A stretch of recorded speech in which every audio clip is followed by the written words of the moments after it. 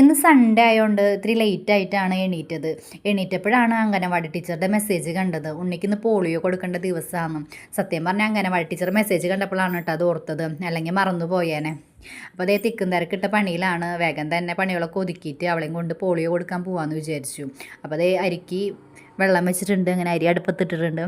പിന്നെ ഒന്ന് ചേട്ടൻ പറഞ്ഞു അവിൽ കുഴച്ചാൽ മതി ഇന്ന് ബ്രേക്ക്ഫാസ്റ്റിന്. അങ്ങനെ ദേ അവിൽ കുഴയ്ക്കാൻ വേണ്ടിയിട്ട് വെച്ചിട്ടുണ്ട്. ഇവിടെ എല്ലാവർക്കും അവിൽ ഭയങ്കര ഇഷ്ടമാണ്. അവിലിങ്ങനെ പഞ്ചസാരയും കുറച്ച് നാളികേരം ഇട്ട് പിന്നെ കുറച്ച് പഴവും ഇതൊക്കെ അരിഞ്ഞിട്ടിട്ടാണ് കേട്ടോ ഞങ്ങളിവിടെ കുഴയ്ക്കാറ്.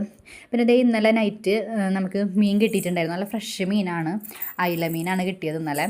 അപ്പോൾ അതേ അച്ചുവിന് പഴം അരിഞ്ഞ് അടുപ്പത്ത് കയറ്റിയിട്ടുണ്ട്. ഇങ്ങനെ നെയ്യിലിട്ട് വഴറ്റി കൊടുക്കുന്ന അവൾക്ക് ഭയങ്കര ഇഷ്ടമാണ് കേട്ടോ കഴിക്കാൻ വേണ്ടിയിട്ട്. പഴം പുഴുങ്ങി കൊടുക്കുന്നത് തീരെ ഇഷ്ടമില്ല ആൾക്ക്, നേന്ത്രപ്പഴം.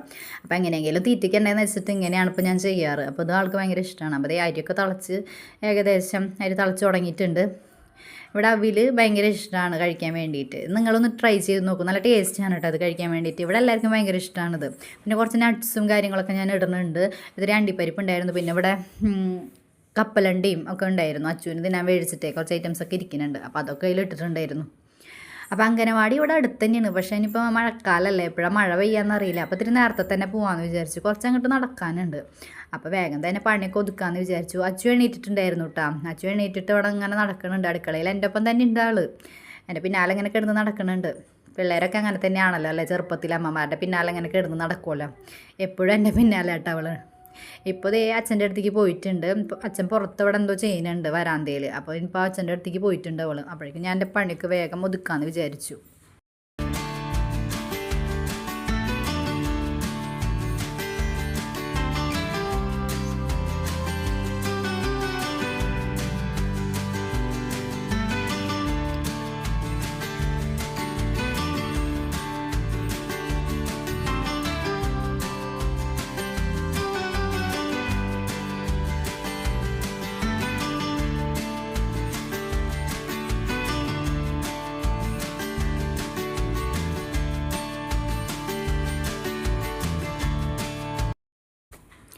അടുക്കളയിൽ കുറച്ചും കൂടി പണി ബാക്കിയുണ്ടായിരുന്നു. അപ്പോൾ ഞാൻ അച്ചുവിൻ്റെ ബ്രേക്ക്ഫാസ്റ്റ് ആയപ്പോൾ അവളെ നോക്കാൻ വന്നതാണ് കേട്ടോ. അവൾക്ക് ബ്രേക്ക്ഫാസ്റ്റ് കൊടുക്കാമെന്ന് വിചാരിച്ചിട്ട്. പക്ഷേ ഇതേ വരാന്തയിൽ നിന്നിട്ട് എന്താ പരിപാടി എന്നറിയില്ല.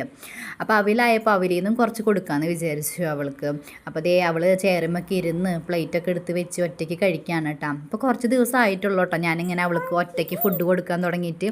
അപ്പോൾ ആളിങ്ങനെ ഒറ്റയ്ക്ക് ഇരുന്ന് കഴിക്കുന്നുണ്ട്. ഇനിയിപ്പോൾ അംഗനവാടിയിലൊക്കെ പോയി തുടങ്ങി ഒറ്റയ്ക്കൊക്കെ കഴിച്ച് ശീലിക്കണ്ടല്ലേ. അപ്പോൾ ഇപ്പോൾ തന്നെ ശീലിപ്പിക്കാമെന്ന് വിചാരിച്ചു. അപ്പോൾ ദേ കക്ഷി ഒറ്റയ്ക്ക് ഇരുന്ന് കഴിക്കുന്നുണ്ട്. ഇപ്പോൾ അങ്ങനെ കഴിക്കുമ്പോൾ താഴത്തൊന്നും അങ്ങനെ പോണില്ല. അവൾ പഠിച്ചു തുടങ്ങിയിട്ടുണ്ട് കഴിക്കാനൊക്കെ. എത്ര പെട്ടെന്നല്ലേ നമ്മുടെ കുഞ്ഞുമക്കളൊക്കെ വലുതാവണത്. അങ്ങനെ മീൻ കൂട്ടാനൊക്കെ ഏകദേശം ആയിട്ടുണ്ട് കേട്ടോ. ഇനി അതിലേക്കൊന്ന് കാച്ചി ഒഴിക്കാനുണ്ട്. അപ്പോൾ വേഗം തന്നെ പണിയൊക്കെ തീർത്തിട്ട് പോകാമെന്ന് വിചാരിച്ചിട്ടുണ്ട്. ഇനി അച്ചുവിനൊന്ന് കുളിപ്പിക്കണം. അപ്പോൾ വേഗം തന്നെ പണിയൊക്കെ തീർക്കട്ടെ. പിന്നെ ഇന്നലത്തെ മോര് കൂട്ടാനുണ്ടായിരുന്നു കേട്ടോ കുറച്ച്. ഞങ്ങളിവിടെ മോരും മീനൊക്കെ ഒരുമിച്ച് കഴിക്കും. അങ്ങനെ കഴിക്കരുതെന്ന് പറയുമല്ലോ, മീനും മോരും ഒരുമിച്ച് കൂട്ടരുതെന്ന് പറയുമല്ലോ. ഞങ്ങളങ്ങനെ കഴിക്കാറൊക്കെ ഉണ്ട് കേട്ടോ. പിന്നെ നമുക്ക് ചെറിയൊരു ഓൺലൈൻ ബിസിനസ് ഉണ്ട് ജ്വല്ലറിയുടെ. അപ്പോൾ കുറച്ച് ഇങ്ങനെ പാക്ക് ചെയ്യാണ്ടായിരുന്നു, 2 ഓർഡർ പാക്ക് ചെയ്യാണ്ടായിരുന്നു കേട്ടോ. അപ്പോൾ അതൊക്കെ കഴിച്ച് ഇനിയിപ്പോൾ അത് അച്ചുവിനെയും കൊണ്ട് പോകാമെന്ന് വിചാരിച്ചു. അതിൻ്റെ ഇടയിൽ കുളിയും ഇതൊക്കെ കഴിഞ്ഞു കേട്ടോ. ഇതേ അച്ചുവിനെയും കൊണ്ട് പോവാണ്. അംഗനവാടിയിലെത്തിയപ്പോൾ ആൾക്ക് ഭയങ്കര ഇഷ്ടമായി. അതെൻ്റെ മടിയിലിരുന്നിട്ടാണ് കേട്ടോ ഒരു തുള്ളി പോളിയോ കുടിച്ചത്. രണ്ടാമത്തെ തുള്ളിയായപ്പോൾ അവൾ പറയുക അച്ഛൻ്റെ മടിയിലിരുന്ന് കുടിക്കണമെന്ന്. അങ്ങനെ പിന്നെ അച്ഛൻ്റെ മടിയിലിരുന്ന് കുടിച്ചു കേട്ടോ. അംഗനവാടിയിൽ നിന്ന് അവൾക്ക് പോരാ ഇഷ്ടമില്ല, കളിക്കാന്ന് പറഞ്ഞിട്ട് ഇരിക്കുകയായിരുന്നു. പിന്നെ എങ്ങനെയൊക്കെയോ പിടിച്ച് കൊണ്ടുവന്നു.